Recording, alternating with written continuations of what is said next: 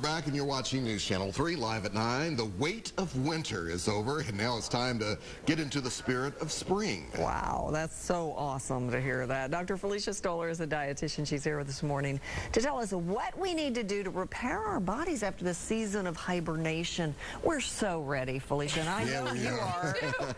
You really had a lot of snow. Just being here has been great. Yeah, you don't know what to do with yourself with this weather. No jacket. So No jacket. what do we need to do? Because one thing we do in the winter, especially with this winter as bad as it was, is we eat a lot of comfort food and we kind of cuddle on the couch, and none of that is particularly conducive to long-term health. That's right. We're not bears and we don't store around fat. You know, we really need to, choose some better forest foods and get up and move. I mean, really, that's the most important thing to do, is to balance out the energy intake with, energy expenditure. So, just moving more, not making excuses. Right. So we have moving more, and of course, when it comes to what we eat and what we shouldn't eat, let's talk about fiber intake. How can that help us? Yeah, so fiber does a few things. So I have a whole bunch of different products over here with fiber, just to show you some options. People think brown rice has more fiber than white rice, and it does, but it's an insignificant source of fiber. Okay. So if you were to look, it has about a half a gram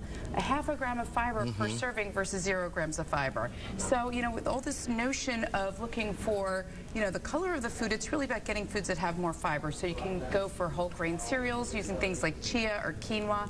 I also brought a fiber supplement here called Sunfiber, which I love because it's clear. Okay. It dissolves clear, and more importantly, for people with celiac disease, it's 100% gluten-free. Okay. So it can be used in beverages, it can be used in baking. The new dietary guidelines came out and said that people do not get enough fiber in their diet. So what does it do? It helps you to feel fuller longer. Okay. It helps to deal with the glycemic index of food. So for those people that, have to be concerned about that, you don't have a rapid absorption of glucose into your system. Okay. And the other thing is it helps to lower your cholesterol. So that's a really good thing and helps reduce the risk for colon cancer.